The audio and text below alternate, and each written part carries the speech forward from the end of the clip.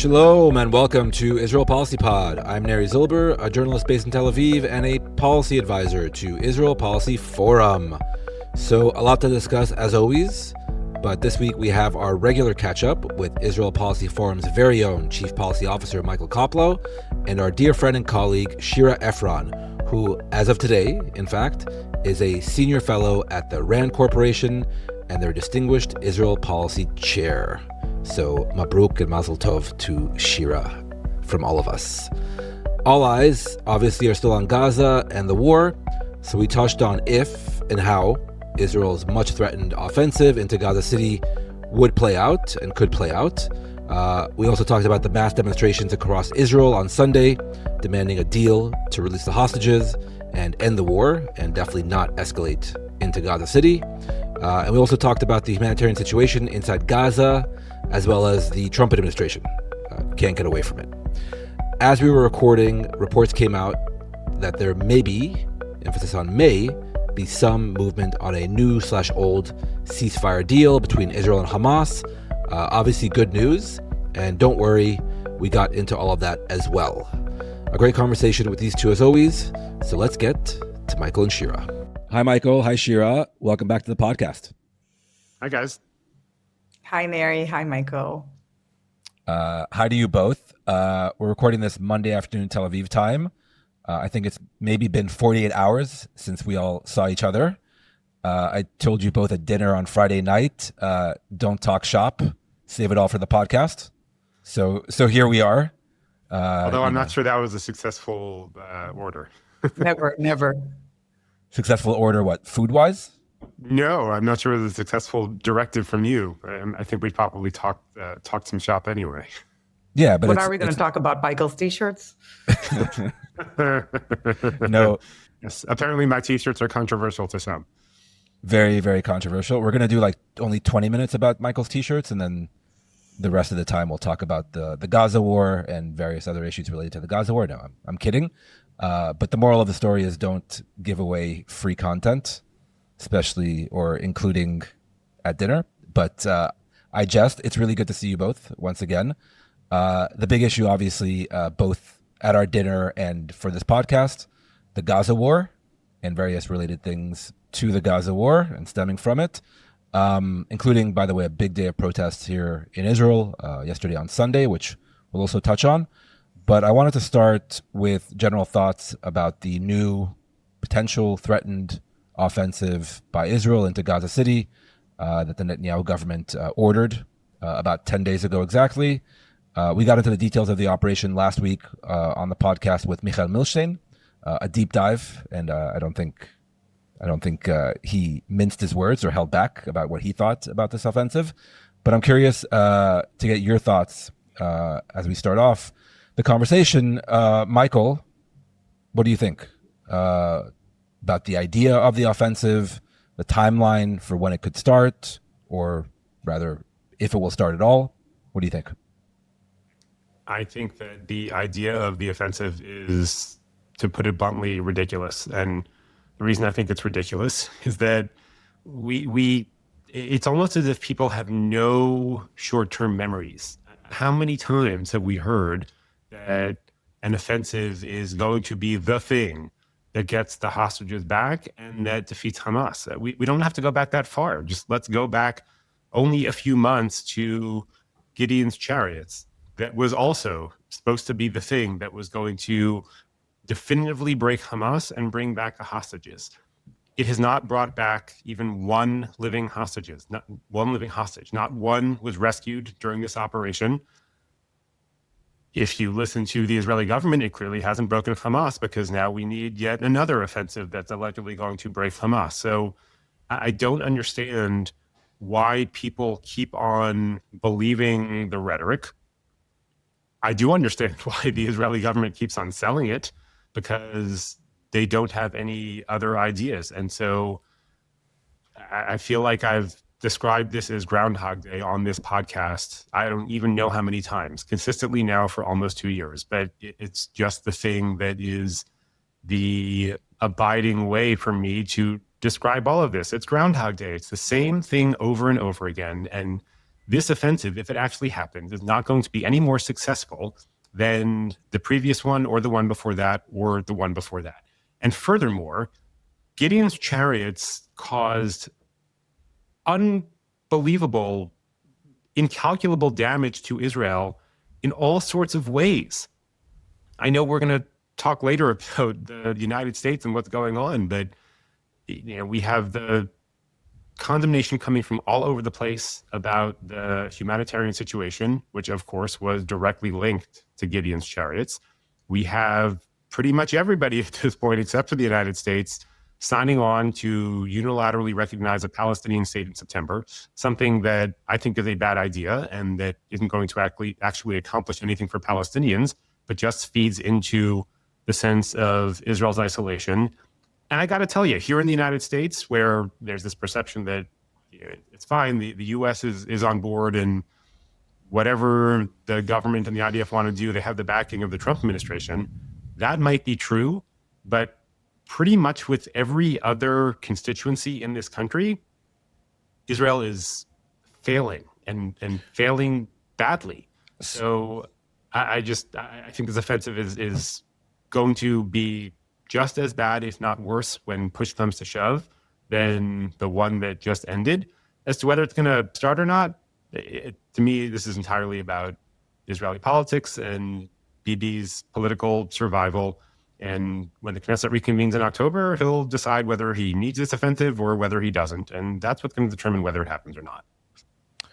So hold that thought about the reaction in America and Israel's growing international isolation. We'll touch on it later on. Shira, what do you think? And also, by the way, Shira, why was the IDF so opposed to this plan, which was ultimately approved by the cabinet and, Chief of Staff Eyal Zamir in the IDF is by order moving ahead with plans for this offensive?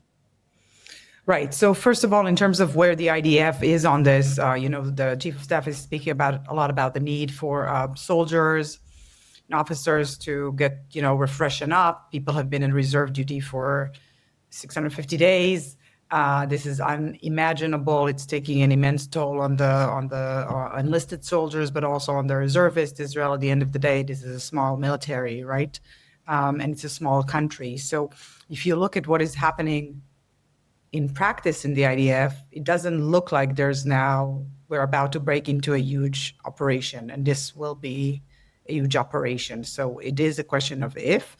Michael's talking about after the holidays, there is supposedly a directive from the government to begin this operation before October 7th. I don't know what begin means. I also know that often we hear about fighting that is happening and about operations, but you know this, Neri, also very well, that the fact in practice, there's very little fighting that is happening in Gaza. Yeah. And there has been very little fighting for a long time. So also when there were humanitarian pauses, for instance, this was almost a facade because in areas where there was no fighting to begin with. We talk about aerial strikes, but also those are limited and soldiers just sit there holding a line, not even performing policing. Destroying infrastructure, buildings, looking for tunnels. I mean, they're not actually fighting. Or just sitting Hamas there and waiting to be told what to do in a great heat wave, like others. This has been basically just holding forward, but not active fighting. It doesn't mean there are no casualties. Obviously, more on the Palestinian side, but also soldiers. But they're hit by IEDs and other things, but not the active fighting that we've seen before. So we'll see if this this stage of the fighting is implemented or not. I agree with Michael that we heard that the bane of our existence, right? The bastion of our support was the Rafah crossing at the time, then it was right Philadelphia, and then it was Khan Yunis, and then it was Jabalia and Zaytun, and now it's the last one. We're promising you it's Gaza City, and after Gaza City, it's going to be the central camps, and everyone's going to be shoved into the Muasi. And I think before even I go into the costs, which I do want to elaborate on for Israel, not just the international damage, but other things that are, sort of like more tangible that we can reach. My understanding is that the underlying assumption that this more pressure eventually will lead to Hamas surrender. Hamas will give up. Now, I don't know of any other jihadist organization in the world that has ever given up. So this is an assumption. If it hasn't worked with force until now, we'll just apply more force, and that will help, even though it can make Hamas have even less to lose. And if this is the direction where we're going, because it hasn't worked until far, I think what makes sense to ask Israel is, okay, let's operationalize this. Let's say I'm with you in Hebrew, zoemet, okay? Whatever you say, like, I accept. It didn't work until now because we didn't do it well. Let's do it again. How does Hamas surrender look like? How does Hamas disarmament look like? Is there a big box and a tent? Everyone goes, gives their kalash, we leave. What does exile mean? Who do you want to exile? Is it 10 people? Is it 200? Like, I think even if we're not, we cut Israel some slack and say, well, maybe this time it will work, even though it hasn't worked in 23 months. How do you actually operationalize all the stuff? And you don't have that. And this is, I think, is very unfair for all of us.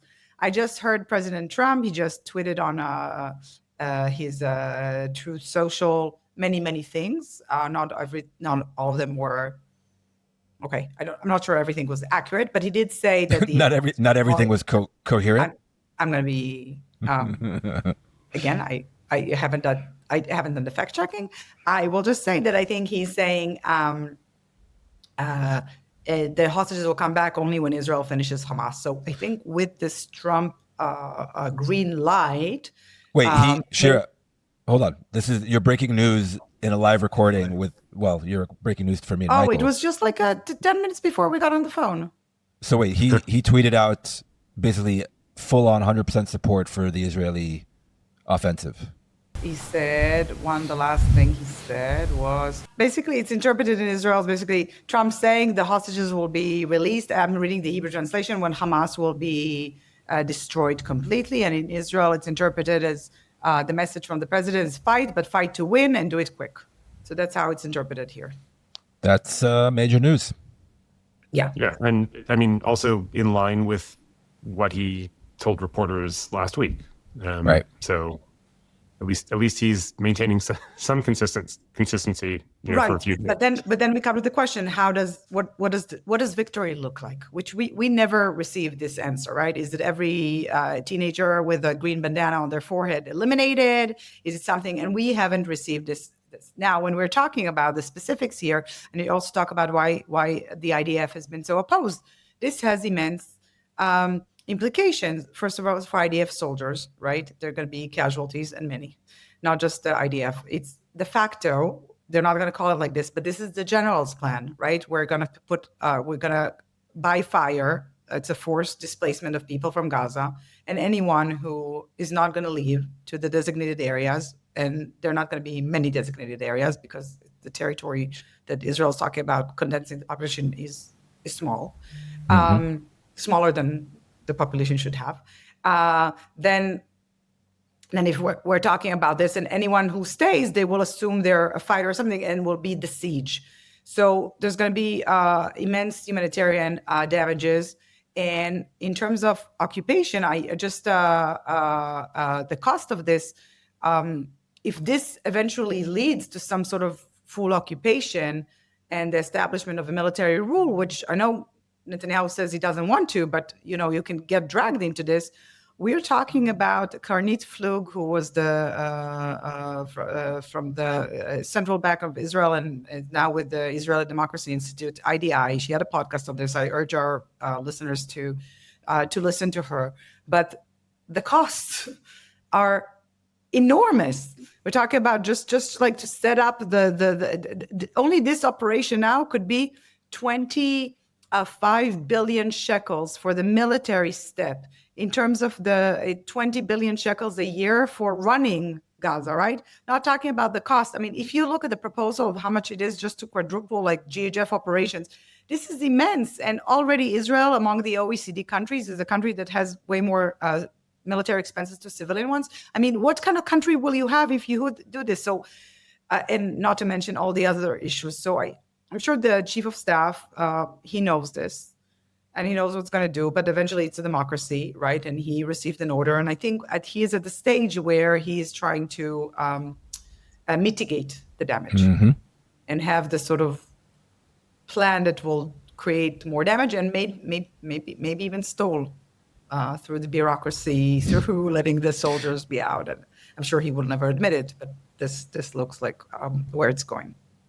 No, he can't admit it, especially since on a daily basis he's under immense political and public pressure by the defense minister, by the prime minister, by the entire government, and also the government's mouthpieces and the right-wing, quote-unquote, media ecosystem. So he's under immense pressure, which is why they're at least moving forward with preparations for the plan and this new offensive. By the way, just for our listeners and viewers, if you didn't listen to the podcast last week, Gaza City, the central camps in the central Gaza Strip, and the Mawasi are basically the three enclaves that are left that are not controlled by the IDF. So basically 25% of Gaza that Netanyahu is threatening to take care of and take over, but not, according to him, occupy, because he wants to hand it over to an unnamed, yet to be determined international Arab force. Again, we don't have to belabor that point. That is, that is almost pie in the sky at this point. We all spent the last weekend in an unnamed conference with many Arab officials with unnamed people. But everyone made it pretty clear that no such Arab force exists. Not in this context, obviously, and we wrote it ourselves. Obviously, if it's in the context of a political horizon for the Palestinians and recovery and reconstruction, you can get Arab support. But this whole concept of no Palestinian state forever, and we're going to annex territory in the West Bank. And no Palestinian Authority, which is a major condition for the Arab international community. Maybe no Palestinians. Yeah. Again, we don't have to get into all the details. It's the day after, as you both know better than most. There has been no serious thinking on the Israeli side about the day after this war ends, if it ends. And I will say, just from my point of view, I actually take this government at their word when they are threatening and ordering the IDF to, prepare and launch this operation. I think, barring any diplomatic intervention and some kind of deal, I think there will be an offensive into Gaza City in the coming weeks. I think before the high holy days. I don't think it's going to be very popular to start it on Erev Chag. So I think they'll probably try to start it beforehand and try to kind of mitigate the public backlash. October 7th, obviously, this year is right in the middle of the Chagim, so I don't think they're going to wait till the first week of October to launch it. And you hear it from Netanyahu. And really over the past week, on an almost daily basis, he's repeating the 5 principles and 5 conditions, these maximalist conditions that he has for the end of the war. And he's promising, once again, a swift victory, whatever that means. And at a certain point, he will have to make good on something. If not actual victory, then at least the perception of movement on the ground in the military space to convince the Israeli public and especially his base that he is working towards some kind of resolution to the war. That's what Netanyahu is promising publicly for now a week and a half, 2 weeks consistently. And I don't think he can just, stall or allow it to be stalled. Whether he can accept the deal, I think, is a different conversation, which we'll touch on in just a second.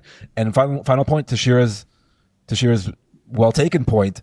What does victory look like? What does the defeat of Hamas look like? What does disarming Hamas look like? Will Hamas, on a personal level, these thousands of young men with Kalashnikovs, AK-47s, will they just hand over the AK-47s? Is that the bar? And again, doesn't even have to do with Israel. It's only for their own personal protection from all the many people in Gaza who hate them. So are they expected to go into that proverbial or literal tent and hand over their AK-47s because Israel demanded that they do so? Or is it more likely? And at the beginning, right? The expectation is that this happens first, and then after there will be some sort of Israeli withdrawal or ceasefire. And the problem, because look what's happening in Lebanon, right? Which is where there's a historical decision by the Lebanese cabinet to disarm Hezbollah with instruction to the army to work on this plan. And God willing, it will be successful, and Lebanon needs all the help that they can, right? But like, if you can portray a victory over Hezbollah, where the situation is Hezbollah is, I would argue, even more organized than Hamas today, right? And its stocks are not depleted.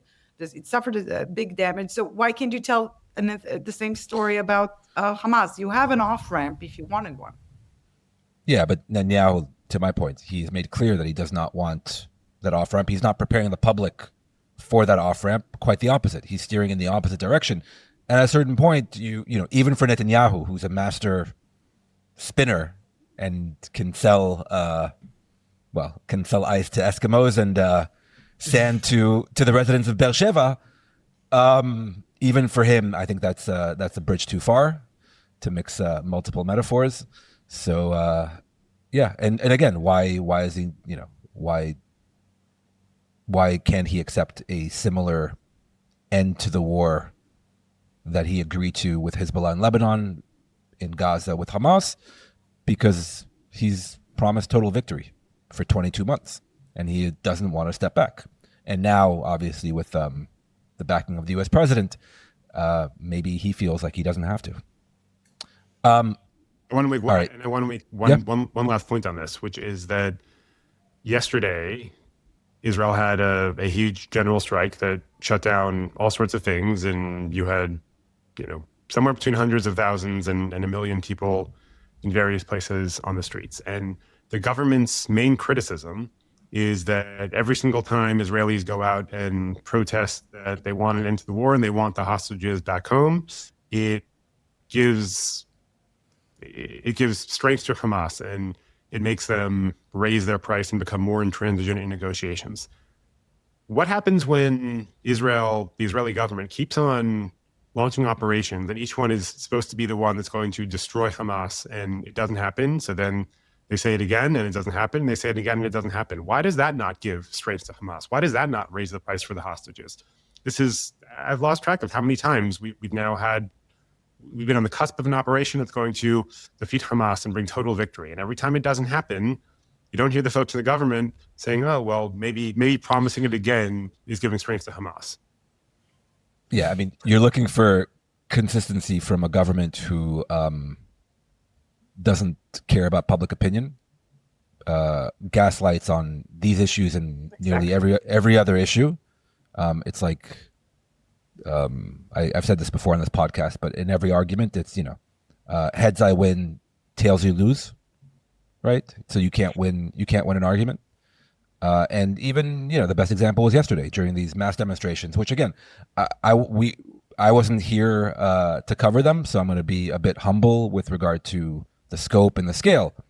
But I think there was definitely the largest demonstration since last September, after the 6 hostages were killed and murdered in Rafah, in the tunnels of Rafah, in southern Gaza. So we had a big demonstrations and not a general strike, but a nationwide, you know, partial strike back then. I don't know if it was bigger than last September, but significant nonetheless, although I would maybe quibble with the numbers, and the strike didn't include the biggest trade labor union, the Histadrut, so it wasn't, you know, the country was still functioning. But again, the streets were empty, Neri. I mean, I went by, you know, just like Main Street in Tel Aviv, driving. Yeah. I got back yesterday. And I mean, it seemed like, I'm sure there's GDP, you know, sort of the economic activity of the country has not stopped, and maybe it hasn't diminished, but lots of stores were closed in the Tel Aviv center area. We're out, we're striking, we're with the hostages, we're on the streets. The reports are talking about 400,000 demonstrators. I don't know if it's true, but it was big. Look, far be it from me to minimize these demonstrations, honestly, as someone who is out on the streets with them usually. But, you know, my colleague in Jerusalem said Jerusalem was completely normal. Right, so we shouldn't necessarily extrapolate Tel Aviv to the entire country. We have to be wary of that for our own biases. But again, significant nonetheless. Even more significant was the reaction by the government. Right, so nearly every government minister and coalition member tweeted out in late morning what you alluded to, that this is only giving support to Hamas. It's only hardening Hamas's position. it will, how did they say it? It will stop the hostages from coming home. Netanyahu said it verbatim. He also said that it would lead to another October 7th if we end the war. So basically blaming the victims of Hamas, again, the hostage families and the people of the families, the relatives of those who were killed that were leading these demonstrations and this strike action. So he's blaming the victims of Hamas for helping Hamas. He's arguing that the families of hostages are the ones who don't want to bring their loved ones home again and again. So it's complete and utter gaslighting. Up is down, down is up. I think the question to you, and we'll touch on the demonstrations first. Shira, do you think it'll move the needle? Right. So do you think it's sustainable? Do you think, like the hostage families are calling for, to shut down the country? Do you think they'll actually succeed? I don't know. First of all, breaking news here, right? So it's also reported, the Al Arabi channel just reported that Hamas gave their answer to the mediators. And the context of there's context for President Trump's tweet, which is basically like Hamas was given, kind of a final offer, and if not, hold us, we're coming in. I don't know.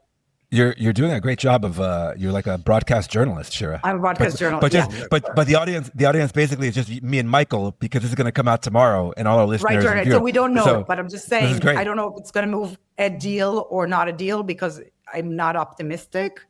But if we play this out, right, and again, it might be not relevant tomorrow. If Hamas says yes, and then Israel says, "Oh, screw this, we're not going to go for partial deal because now we're going for the real total victory," and all that, I think that will have the mindset in Israel. I mean, there are a lot of people understand that a lot of the reasons why a ceasefire has not happened so far in the region of hostages is also the responsibility of Israel. But the mindset in Israel, as you probably know, is that it's all Hamas's fault, that we have no partner, that there's no other side. The other side doesn't want a deal, even though it's a selective rewriting of the story, right? There's nothing good to say about Hamas, nothing, right? I can't believe after 2 years I even have to say this. It's not about this, but Hamas has been fairly consistent about demanding an end of the war, and Israel said no. And by the way, Israel has said no, and also Israel's demands of Hamas are maximalist, right? But essentially surrender, complete capitulation. Right. And Israel violated the terms of the January ceasefire in a sense, right? Because it didn't agree to discuss the end of the war after 42 days. Anyway, so I'm just saying, like, it all depends, I guess, on what also Hamas says now and how is it portrayed now. And then if the Israeli public is enraged so much to continue this protest and shut down the country. But the Israeli public is tired, right? There's fatigue here. It's really hot. But the fact that there were so many people in Tel Aviv, on the streets yesterday in August, I think it does tell you something. And all these steps that are happening against the Israelis and Jews, obviously, around the world. And there's an awakening of parents to soldiers that don't want them to go because they don't want us to fight. So It's not just about the hostages, right? The hostages are a big part of it. But there's so much more. If this turns into sort of the tipping point that does something, and if the government responds, right? Because this is a question, as you said before, do they care? They care about what their base says, not about the rest of the country. Right. And like even if they are successful at shutting down the country, I don't know that it'll make a difference. The polls that are out just today show, every single poll shows that the government is still massively underwater. And it doesn't matter what combination of opposition parties you have, whether, Eisenkot is running on his own or with Lapid or with Bennett. Every single poll shows this current coalition at 49 or 50 seats. I don't see anything they can do to turn it around. So if the country is shut down by protests, is that going to get this government that has not been responsive to public opinion on anything? Is that going to get them to shift course? I don't think it will. And I say that, with my sympathies basically completely with the protesters and the hostage families and their goals and what they want. I just don't know that this will be an effective tactic. But it's still important, right? Because there is signaling, and also feel that there's hope. And the reports here are that the U.S. officials sent Trump a picture of this protest to show that the Israeli public the views of the Israeli government not representing of the view of the Israeli public. And I think, this gaslighting narrative that you spoke about, how we are not we are, I was on the streets, but people that are protesting, right, are the defeatists that are giving Hamas the chance to have another October 7th, and only because of them, right? Hamas will not win. I mean, I think there's no one in this country that doesn't want Hamas defeated, but there are a lot of people who don't want to commit suicide on the way. And this is the issue. And Lapid was making the point yesterday and today, clearly for the audience of one in the White House, that look at what's going on in the streets of Israel. This is representative of the Israeli people and Israeli public opinion, not necessarily what you're hearing from the prime minister or from Ron Dermer. But, if the response by that audience of one, Donald Trump, was a green light fully backing the Israeli government's position, then I don't think those images from last night in Tel Aviv and the tweets from Lapid really swayed him, I guess. Otherwise, maybe we would have seen a different reaction. Right. But I mean, I'm just going to say, dual citizen, the whole thing, right? It's fine. But I mean, as an Israeli, I'm saying, it's okay. You get a green light from Trump, and it's really important. Israel's strategic, right? The most important ally. It's all good. It's Trump's hostages, Trump's IDF soldiers, Trump's money, occupation, diplomatic. Israel's going on the pathway of, the things I'm hearing now, it's like the South Africa lane, right? So it's fine if Trump says that, but this is not the only consideration Israel has. And again, I just want to couch, because I don't know if the president issued this threat as part of the idea to pressure Hamas in its response to the mediators thing. But, the president says he can say a lot of things. He doesn't need to implement the plan. Israel Policy Forum is a policy organization rooted in the Jewish community. Our mission is to build support for a secure, Jewish, democratic Israel through a viable resolution to the Israeli-Palestinian conflict, advancing pragmatic U.S. policy towards the conflict, U.S.-Israel relations, and regional diplomacy among policymakers and community leaders. We promote policy measures endorsed by credible security experts, develop analysis and commentary, and convene programs that engage and educate leaders across the political, denominational, and generational spectrums. Our Young Professionals Initiative, IPF Atid, works to elevate the discourse among next-generation leaders by building community and facilitating engaging programs related to Israeli-Palestinian affairs. To learn more about our work, visit us online at israelpolicyforum.org and follow us on social media. If you rely on Israel Policy Forum for credible and nuanced analysis, please make a tax-deductible gift today at ipf.li/supportthepod or at the Support the Show link in the show notes. No, he doesn't. And like you said, what is the cost really to Donald Trump and the U.S., right? This is Israel's war. Unlike other fronts across the Middle East, it doesn't directly implicate America. And Shira, to your point, the cost of continuing with this war and even escalating this war for the average Israeli is only going up. So it's everything combined, coupled with potential demonstrations and strike actions, and what could be the trigger for larger demonstrations or a real, genuine, nationwide general strike that really shuts down the country. I don't know, but I suppose the people on the streets last night and really every week since, I don't want to say since the start of the war, but early on in the war, demanding the hostages come back. They are the platform. They are the vanguard to hopefully get more people out on the streets and a larger mobilization. But look, in terms of really shutting down the country, I think the Histadrut, the big trade union federation, I think they made the right decision not joining yesterday.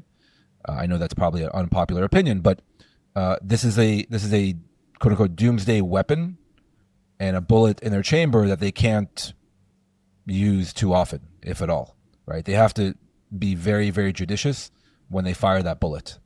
And they squandered a lot of that, the kind of deterrence factor with respect to the government last September when they did call a general strike, and it was unsuccessful, mostly because the courts didn't allow it, right? They reversed a lot of it, right? So they tried to actually shut down the country last September, and it didn't go that well, and that, I think, spurred on Netanyahu to take various actions on various fronts because he knew or thought that the threat of a real shutdown of the country wasn't as great as he had feared.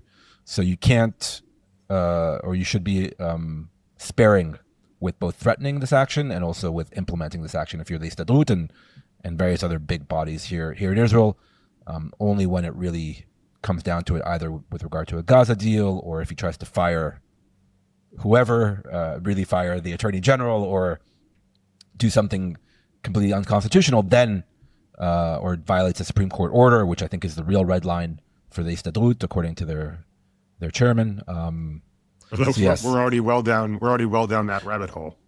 Yeah, but not down the rabbit hole, but I guess not over the red line, right? So because you still need that deterrence, and that is important. The deterrence is important. So it remains to be seen. In terms of a deal, I personally think Netanyahu would probably accept a partial deal. 60-day ceasefire, get half the hostages back. He allows him more time. It allows the IDF to, do the things that Shira was talking about. 60 days also gets you past the Chagim, past the high holidays. It's not necessarily a bad deal if Netanyahu can get it, if Hamas agrees. What do you think? You're both looking at me like, maybe. Maybe. I mean, it's topsy-turvy land, right? We've spent almost 2 years with the Israeli government saying only a partial deal, no comprehensive deal. And now it's, the Israeli government saying only a comprehensive deal, no partial deal. And unclear if that's all the government, unclear if that's Ron Dermer versus others. I just there's no way of actually knowing what they actually want, what their actual position is, what the position of different ministers are, whether they're in line with the negotiating team or not. I honestly, at this point, have no idea what the Israeli government actually wants, what they'd be willing to accept, what they're going for. I just don't know. And Hamas, we have to also say Hamas. I mean, yeah, that you too. say to Hamas, give us 10 live hostages. I know we're saying the 20 are considered to be alive. We don't know that, right? And there could be less. There could be fewer.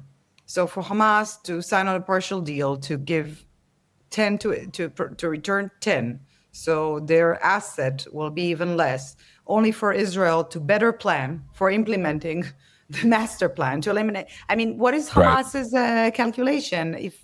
When Israel back is against the wall, when they see those assessments, if I know the numbers, I mean, they know the numbers. They see that the IDF is resisting and is unhappy about it. They see the international campaign against Israel. Let Israel drown. They want to come into Gaza City? We're waiting. You're going to try to move us all to the Muasi? What do you think? No, because this is really something that I think people are not talking about. Gaza City. There are 3 population centers now that are big in Gaza, right? It's the Gaza City, where they're considered to be 1 million to 1.2 million people. There's the Muasi area, which is supposed to be a humanitarian area where Israel is. And there's the central camps. In all those areas, who do you think is managing the affairs? It's Hamas. Mm-hmm. Now, it's not the same as Hamas before, but we need to remember there's Hamas, the terrorist organization, is a terror army.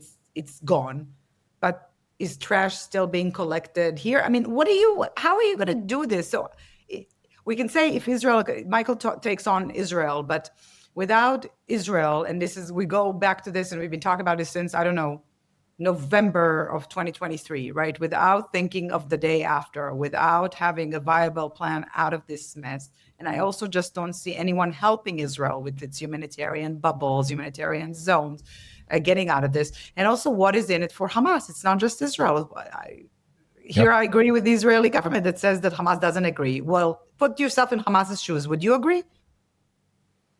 No. And for sure. Yes, I tend to pick on the Israeli government, but of course, they're dealing with Hamas. I mean, we all know what Hamas is and doesn't need any further elaboration. What frustrates me is that that's what you expect from a deeply ideological Islamist, nihilistic terrorist organization. You expect them to constantly be shifting the goalposts and not actually care about the people that, not their citizens, but the people that they have responsibility for.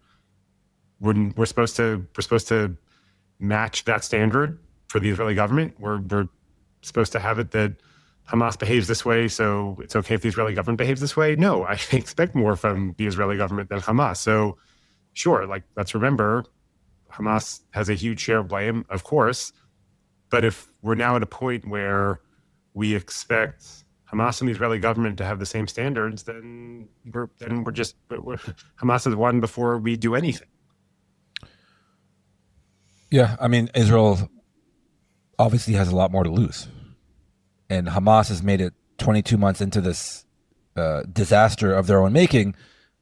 They have a lot less to lose now than they did on October 6, 2023. And a lot less leaders that they've already, been eliminated. So, yeah, it's like a bank robbery with hostages where the police outside are saying, well, we don't really care about the hostages, and we're going to both take out the robbers and also retrieve the hostages. When you know that the robbers don't really care about their own fate, and definitely don't care about the fate of the hostages they're holding, right? It's ridiculous.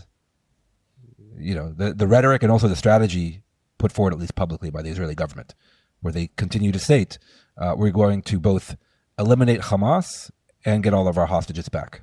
How? By the way, destroying Gaza City and potentially the rest of those enclaves that Shira mentioned.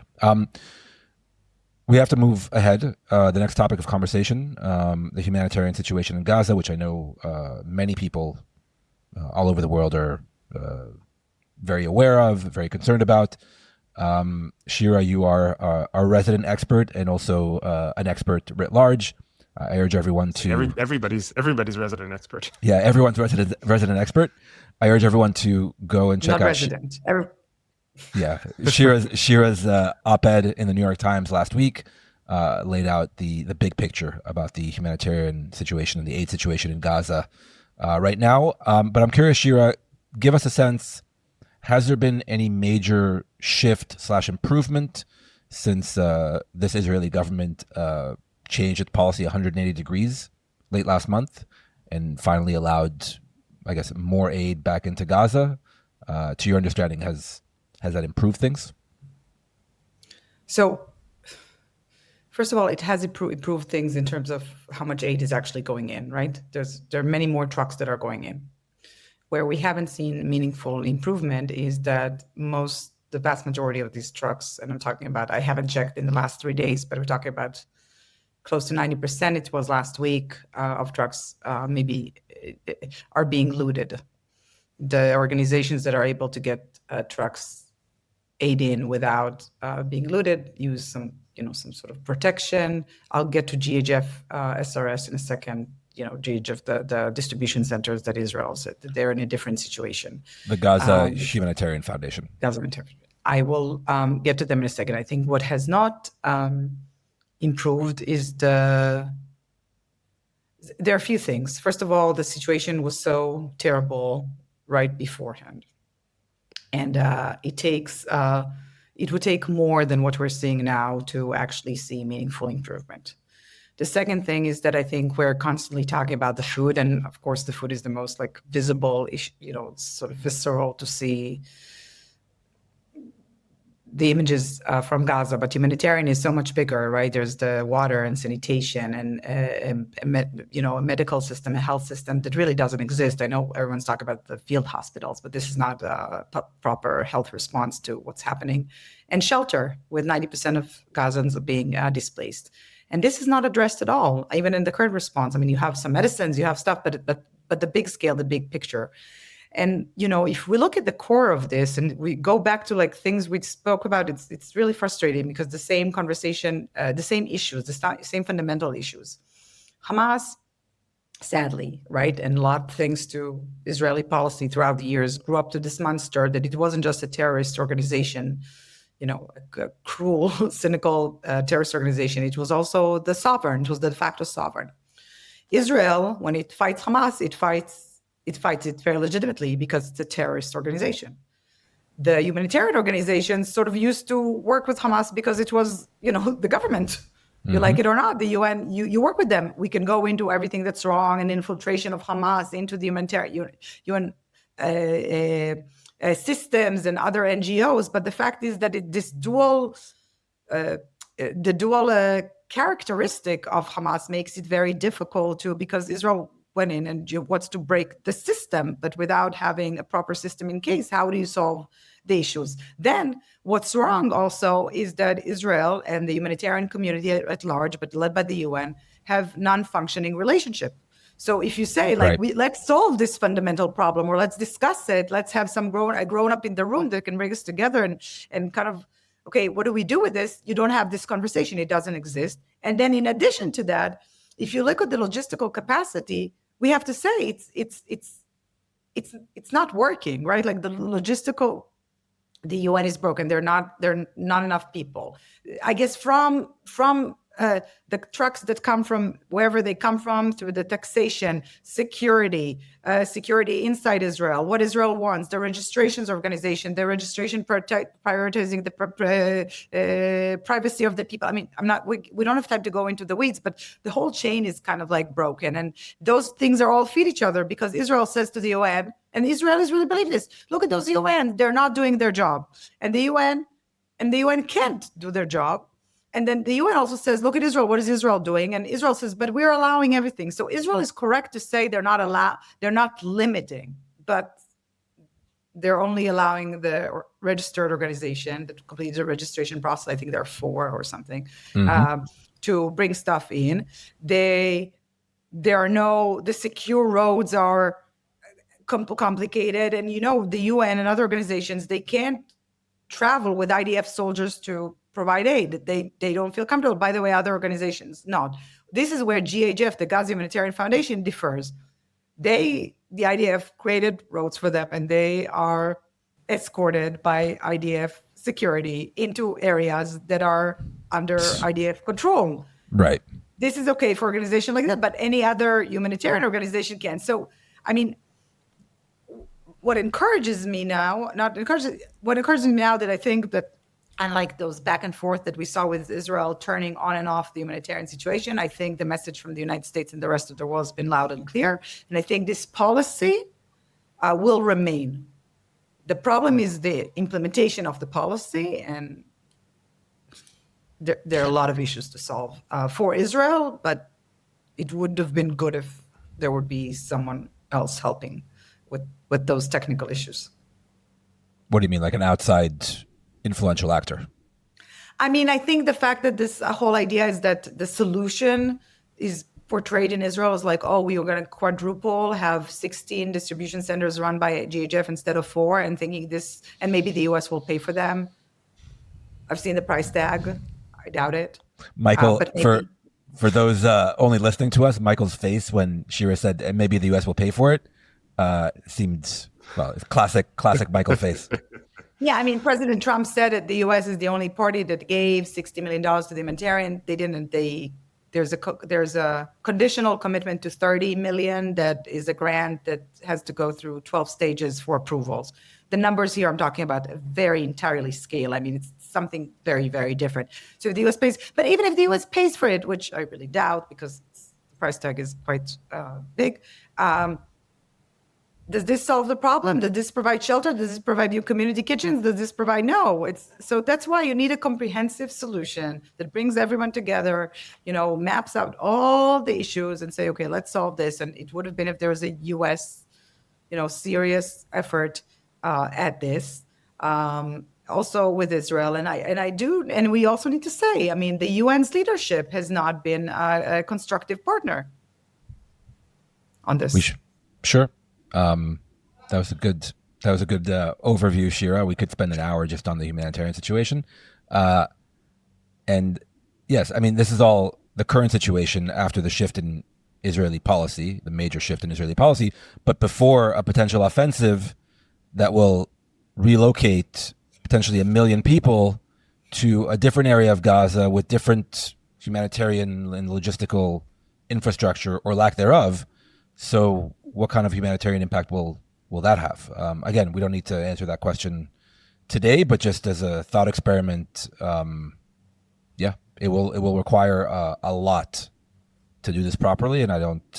After 22 months of war, I don't see whether the Israeli system can do that kind of appropriate planning, and partner organizations in Gaza either. Which is right, and by the way, which is one of the things that at least it was leaked that the IDF chief of staff Eyal Zamir did say this. He cited several reasons for his objection for this, but apparently, it was leaked, but posted on Israeli press that he said that where will those million people go?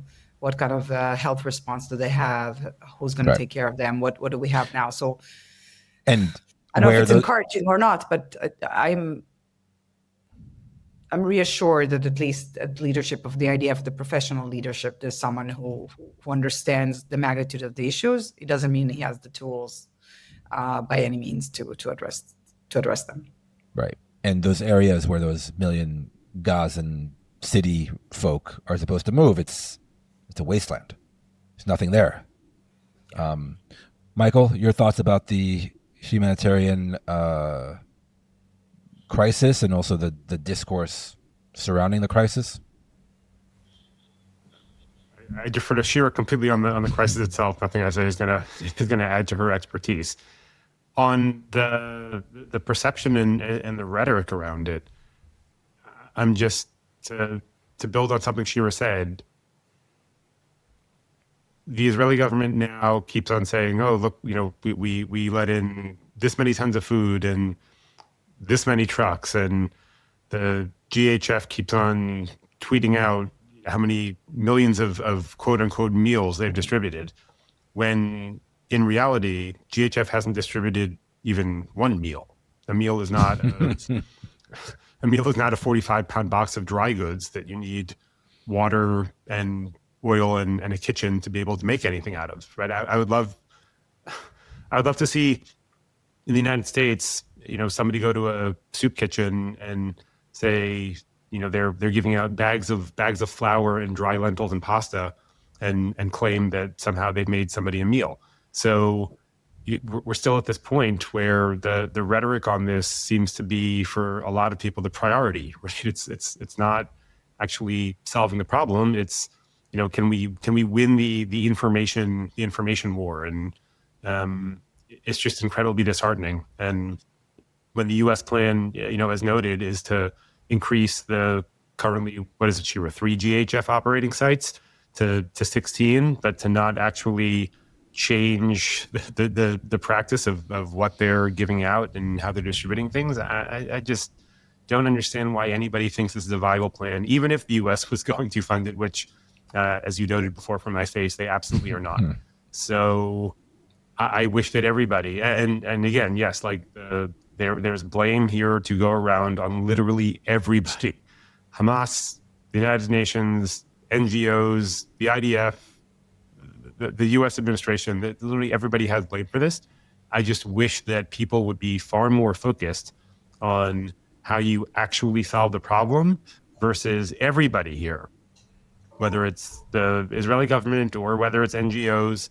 I wish everybody here was not focused on trying to win the war as to who is more to blame and who is more at fault, because ultimately that is doing nothing for Palestinians who can't get food. Right. And also when it comes to Israel, right? Israel, if there's an image in the New York Times of a child with suffering from prior conditions, or someone who died of leukemia and not of hunger. I mean, first of all, the most vulnerable in society the most vulnerable society are going to get hurt first. So it doesn't mean that people that are sick and with other previous conditions don't deserve food. That's one thing. The second thing is that with Israel, even if, I agree that the media, international media, can be sometimes very irresponsible, and I wish they did better fact checking on this. It doesn't help Israel's case. I mean, Israel convinces those who are already convinced.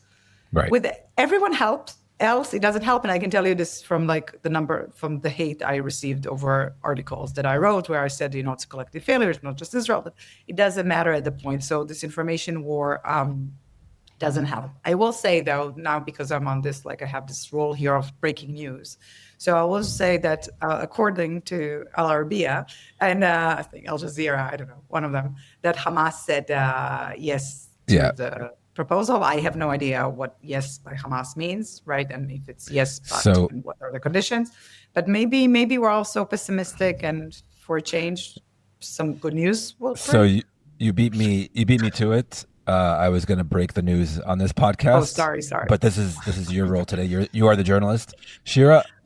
Yes, according to various reports in the Arab media, Hamas agreed to an Egyptian-Qatari proposal, which I think is for a 60-day ceasefire. Now, again, the devil is always in the details. Did Hamas really agree? What did it agree to? And then I imagine even if they agreed, an Israeli delegation will have to go to either Cairo or more likely Doha in Qatar to actually negotiate the final details of whatever this deal is. And as we've known in this Groundhog Day, to use Michael's allusion, that's where things can get a bit awry. But hopefully the threats of the offensive maybe got Hamas to move a little bit, like many people wanted, maybe even Bibi Netanyahu. And hopefully there may be at least a temporary ceasefire. But again, we've been down this road before, so we shouldn't get our hopes too high. I'll add that this will only work if the Egyptian and Qatari proposal explicitly has the sign-off of President Trump and Steve Witkoff, because we've seen this before too, where Hamas agrees to something that the Qataris or the Egyptians put forward, and Israel says, well, we already agreed to the Witkoff framework, and it's different. So, right. It could be, and we might record this again tomorrow because this is all going to be wrong. But No. It could be that it's all in the context of everyone's trying to use the Israeli threats to get Hamas to agree to ceasefire terms, and it looks like we call them the Witkoff model. So it's an updated Witkoff model, but the lines are the same in 60 days, and within it there's everything we were so optimistic about a few weeks ago, or at least I was optimistic about a few weeks ago, in terms of also a commitment by the sides to discuss the day after within the framework, which I mean I would obviously wholeheartedly support. Let's hope Hamas did say really yes, and that Israel also said yes, and we're not going to go down this. We're going to be sucked into a black hole, right? That is Gaza. Yes, if the first segment we recorded today becomes completely irrelevant, I'll be thrilled. Yeah, well, we're not going to re-record because a lot of the things that we talked about will still be relevant, whether or not there may be a renewed push for a partial ceasefire. So don't worry. We've been down that road before over the course of 22 months of war. I think we're okay for now because, as we know from this podcast, some of us were cautiously optimistic, cautiously pessimistic, and a deal didn't materialize last month, even though I think it was generally close. So close doesn't mean an actual deal, but you could see it from both sides, right? That for Netanyahu, okay, he can, like we said, take a 60-day ceasefire, get the army prepared, get half the hostages back, but doesn't have to fully commit to tending the war. And oh, by the way, 2 months from now brings him exactly to late October when the Knesset comes back, so he can promise his far-right allies, Bezalel Smotrich and Itamar Ben-Gvir, by late October, this IDF offensive is gonna happen, right? So the political calendar still works for Netanyahu. For Hamas, obviously, it can relieve the pressure on the battlefield, can forestall incursion into Gaza City. They can also prepare for whatever comes next, but it's not a cost-free decision by Hamas because, like Shira said, it's given up half of its assets, right? By the way, half the living hostages and also half the deceased hostages, which we shouldn't forget, not for a second, to bring them back for burial in Israel and to bring closure to their families, without any real guarantee from the Israeli side that this will actually be an end to the war, unless Trump did something unexpected and provided that guarantee, but we haven't seen any indication of that. So again, we need to be cautiously pessimistic, even if the reports today are accurate. I think we should leave it there for today. We'll see what happens tomorrow. There's going to be a lot of news on this podcast that's going to be a day old for our listeners, but the analysis is still very current and very spot on. But I did want to use this opportunity to wish Shira a big congratulations and mazel tov on her new position at the Rand Corporation. She is, how shall I put it? She is leaving the IPF home, but not the IPF family, right? You're moving out, but not leaving the family. So she has assured us, and she has assured me that she will still be participating on the podcast. So for my purposes, that's the most important thing, frankly. But I couldn't be happier. So Shira, we'll talk to you soon, and congratulations. Thank you. You better keep inviting me, and Michael and you are people I talk to all the time, and I definitely intend to continue talking to all the time. So it's really once an IPF, always an IPFP, and I'm definitely staying in the family, and I love the organization, the people, the analysis, the mission. So under maybe a different hat, but as committed. Absolutely. And well, I didn't want to leave it on this note, but to be continued, and hopefully, well, we'll see what happens if there's a ceasefire or not. But I hope to have you both on before the Chagim to talk about a looming meeting in New York having to do with Palestinian statehood and the whole international dimension, which you didn't have a chance to touch on today, but to be continued. So thank you both, as always.